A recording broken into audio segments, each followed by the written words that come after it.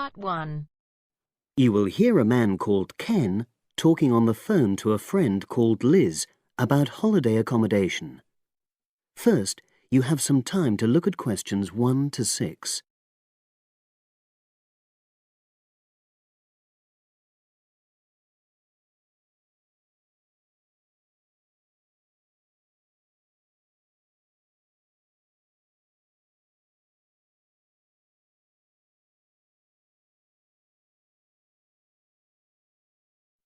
Now we shall begin. You should answer the questions as you listen because you will not hear the recording a second time. Listen carefully and answer questions 1 to 6.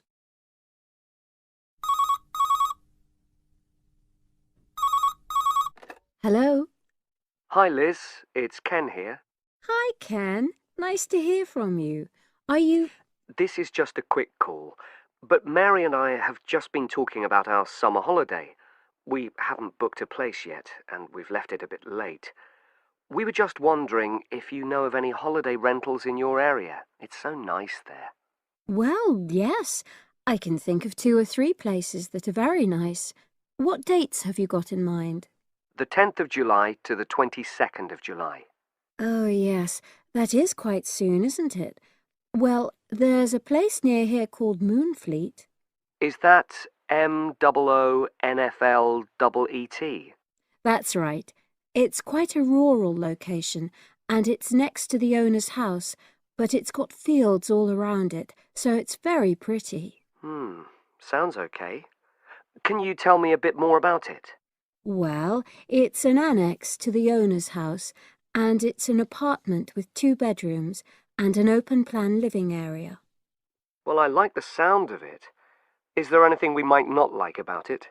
Well, it's quite a distance from the nearest shops, that's all. Okay. And... well, I'll tell Mary, but I don't think she'd mind that. Do you know how you book it? You have to book on the internet. There's a web address. It's www.summerhouses. One word? Yes, then .com. You'll be able to look at a photograph on that. Okay. And what about the others? Where are they? The second one I'm thinking of is called Kingfisher, and that's even more rural. It's a really beautiful location, in fact. It's by the river, and it's got nice views. It overlooks woodland on the other side. Is that an apartment? No, it's a 3-bedroomed house, and that's got a dining room as well as a separate living room and a kitchen. But I expect it's more expensive. You'll have to check the prices. It's probably a bit bigger than we need, but our nephew might be joining us. We're not sure yet. How do you book Kingfisher? You have to phone the owner directly. Shall I give you the number? I've got it here in my phone book. It's 01752 669 218. Right. Before you hear the rest of the conversation, you have some time to look at questions 7 to 10.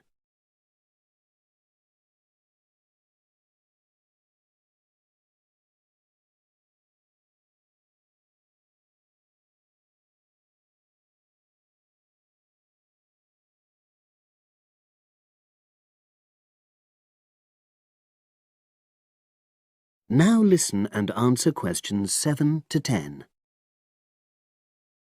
And you mentioned a third place? Yes, there's a house that my sister stayed in last year. It's called Sunnybanks. Nice name. And the location of that one is rather different. It's in the centre of a village, but it's a very small and quaint place. Did your sister like it? Oh, yes. It's by the sea, so her children really loved it. What's the accommodation like? I'm not sure about the number of rooms, because I haven't been in it myself, but I think she said it's quite spacious, and I know it's got its own garden. It's not very big, but it's not shared with anyone else, and it's supposed to be very pretty. Any snags? Problems? The only other thing I can think of is that there's nowhere for parking. The streets are too narrow, so you have to leave your car somewhere else and then walk to the house. It's only about 10 minutes away, but... Okay. Well, I don't think it matters personally. How do you book it? There's an agent you have to contact. I don't know his details, but I can ask my sister and let you know tomorrow. Thanks, Liz. That'd be great. I'll talk to Mary and see what she says. Thanks for your help. That's okay, Ken. I'll speak to you again tomorrow. I hope you find what you're looking for. That is the end of part 1. You now have half a minute to check your answers.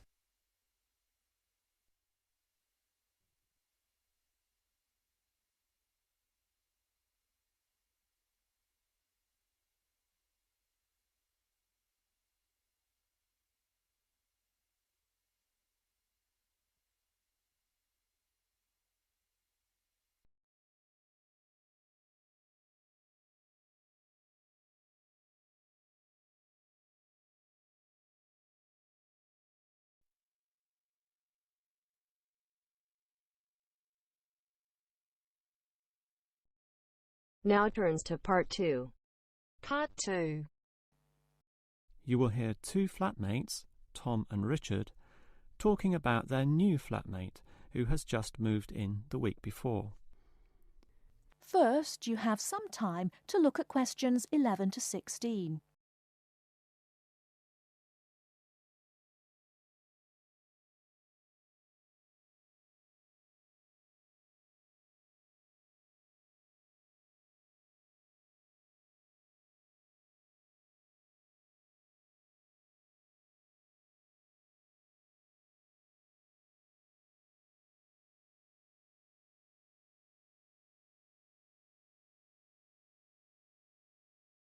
Now, listen carefully and answer questions 11 to 16.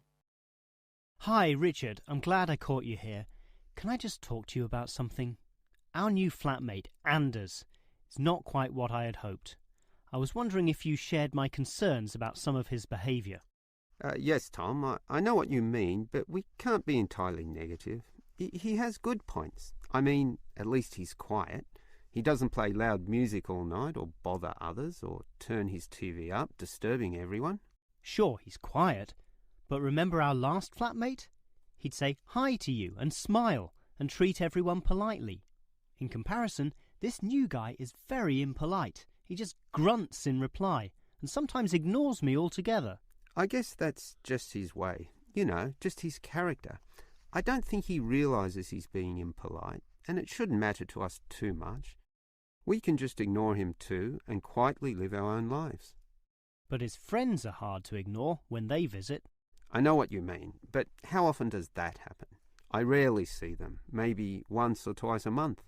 If they came more often, it might be a problem, but as it is, such rare visits don't matter so much. Wouldn't you say so? Well, I'm not sure, since it's very obvious when they're here because of all the cigarette smoke in the house. It stinks up the place, and you know we don't allow smoking on the premises. Well, I've never seen them doing this. Maybe they do it outside. Perhaps we can talk to Anders about it. Always remember, though, in one respect, he's a good tenant, and it's the most important aspect. The previous flatmate would always pay the rent late. I know what you're going to say. This guy pays promptly. But there's more to being a good tenant than prompt payment. I mean, you need to turn off the TV, clean up your dishes, dress respectably, be polite, and so on. I guess what I'm saying is that basically you need to cooperate with the others, and this new guy fails significantly in this respect. Okay, I suppose you have a point there. Before you hear the rest of the talk, you have some time to look at questions 17 to 20.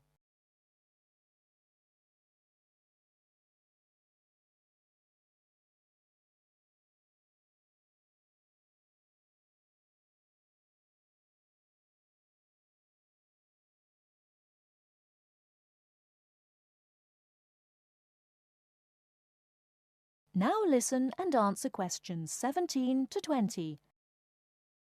I tell you what, Tom, why don't we talk to our new flatmate, Anders, about these issues? If we throw him out, we'll have to go to all the trouble of finding another flatmate, who might not necessarily be much better. So, let's give the current guy a chance. Here, I've got a piece of paper, so let's make a short list of issues to discuss with him. Get it out into the open. Sure, we'll give him one more chance. So write communication, and let's tell him to... Well, we can't change a person's personality overnight. So why don't we have a weekly tenants meeting and we can just ask him to attend. That way we can get to know him better. I'll write attend meeting and we can take it from there. OK, but we have to tell him about his friends. They can't just do whatever they want. Write a heading friends and then write don't smoke anywhere, inside or outside. Well, instead of being so direct and possibly causing offence, I'll just write follow rules and verbally mention the rules. TV off by 10 p.m, no loud music or bad behaviour, including smoking. OK, do that, but I still think we need to specifically mention that last issue. You know how I can't stand the habit. So I'd like this to be another and separate point. Cigarettes, strictly forbidden. And it's important to include the strictly here. We can't pussyfoot around too much. Sometimes directness is necessary. OK, I'll write that. Forbidden. OK. And what about cleaning duties? Anders is a little too relaxed about that. Dishes are sometimes not washed, dirty teacups are left around the place, and so on. So, write, must do better. Yeah, again, Tom, he might take that personally and it could cause a scene. I'd rather be general. I'll write must be done and I'll tell him that that's for everyone, not just him. OK? OK, as long as he gets the message. That is the end of part 2. You now have half a minute to check your answers.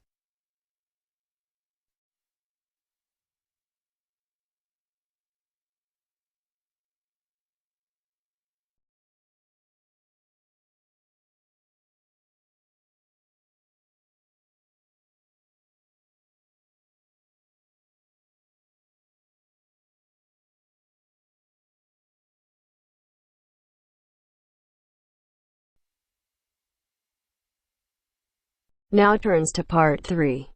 Part 3. The next important development in how history is recorded came with print. First, you have some time to look at questions 21 to 25.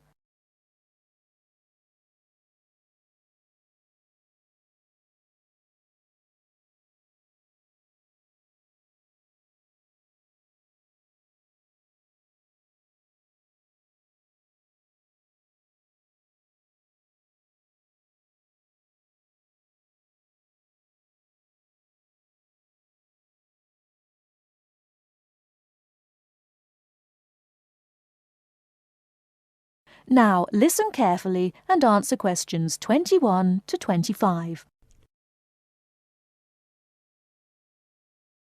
The next important development in how history is recorded came with print. In the 8th century, the Chinese invented paper and woodblock printing. Remember that up to this time, very few people could read and write, and so only a very small number of people could understand written history. Suddenly, many books appeared, and many more people learnt to read. In the 14th century, the first printing press was invented in Germany. This reduced how long it took to produce books. The new printing technique quickly spread to other parts of the world. More books appeared, and even more people learnt to read. The first printed newspaper appeared in 1605, and the first daily newspaper in 1702. Now, people could read news stories soon after the event happened, and every event was recorded and stored. The problem with newspaper history is that newspaper reporters could tell the stories they wanted to tell, and not necessarily the truth. Photography was the next important development. We generally agree that photography was born in 1839. Some of the earliest photographs that the public saw were images of the American Civil War. Before you hear the rest of the talk, you have some time to look at questions 26 to 30.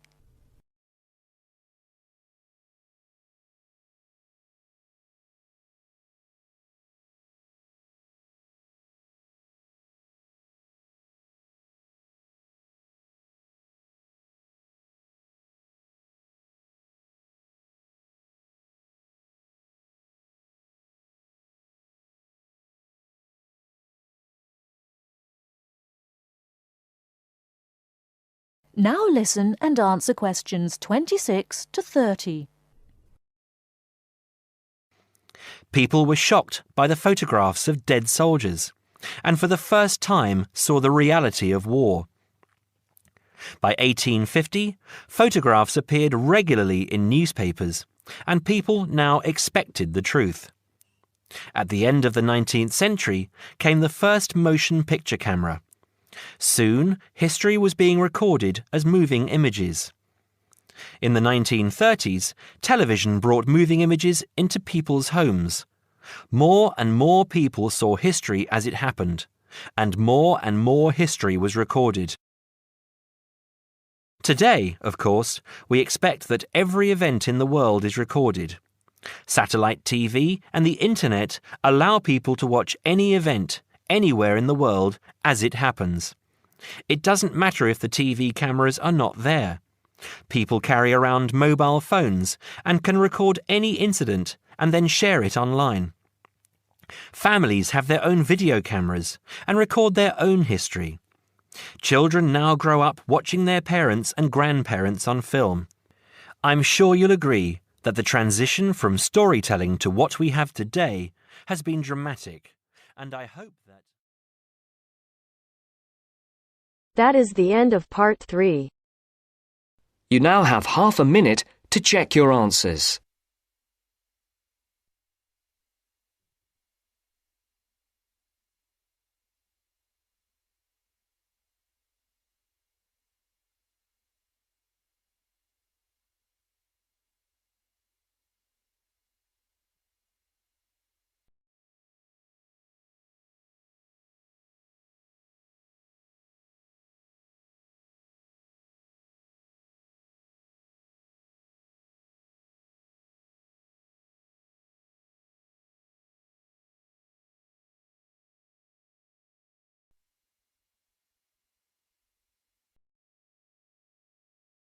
Now turns to part 4. Part 4. First, you have some time to look at questions 31 to 40.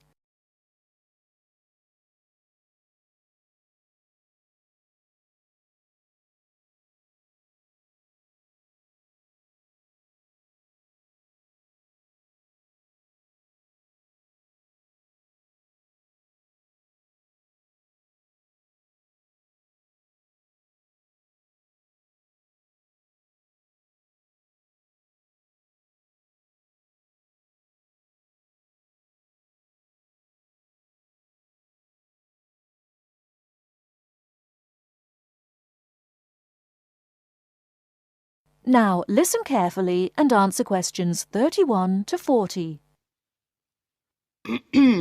Last week we looked at some of the features of modern houses, and today we're going to turn the clock back and look at traditional house design. I've chosen to start with Samoa, which is part of a group of Polynesian islands in the South Pacific Sea, because the influence of culture and weather on house design is quite clear there. So let's have a look at, first of all, at the overall design of a traditional Samoan house. Now, these days, houses in Samoa have become more modern and are usually rectangular. But traditional designs were round, or sometimes they were oval in shape. Here's a picture. This traditional style is still used, often for guest houses or meeting houses, and most Samoan villages have at least one of these buildings. As you can see, there are no walls, so the air circulates freely around the house. Samoa is a place that experiences high temperatures, but the open design of the house also reflects the openness of Samoan society. If the occupants want shelter, there are several blinds made of coconut leaves that can be lowered during rainy or windy weather. Or indeed, the blinds can also be pulled down if people want some privacy. The foundations of the house, that's the part beneath the floor, are raised slightly. In the past, the height was linked to the importance of the occupants, which we'll talk about another time. However, the floor of the house was usually covered with river stones. Today, we have a range of methods for balancing the temperature inside a building, but the stones on the floor of a Samoan home are ideal for cooling the building on hot days. Now, let's have a close look at the roof. This, as you can see in the picture, is dome-shaped and traditionally thatched or covered with leaves from the sugarcane. That's an established crop in Samoa. This was a job for the women, and it involved twisting the leaves and then fastening them with a thin strip of coconut leaf before fixing them to the roof in several layers. Now, the shape of the roof is important. You can see that the sides are quite steep, and that's done so that the rain falls straight to the ground without moisture going through the leaves and causing leaks or dampness inside the house. Then you'll notice how high the top of the roof is. This is a way of allowing heat to rise on sunny days and go through the thatching, thereby cooling the house. So, how does the house stay upright? Well, there are a number of evenly spaced posts inside. They encircle the interior of the building and go up to the roof and support the beams there. They're also buried, usually about 1.5 meters in the ground to keep them firm.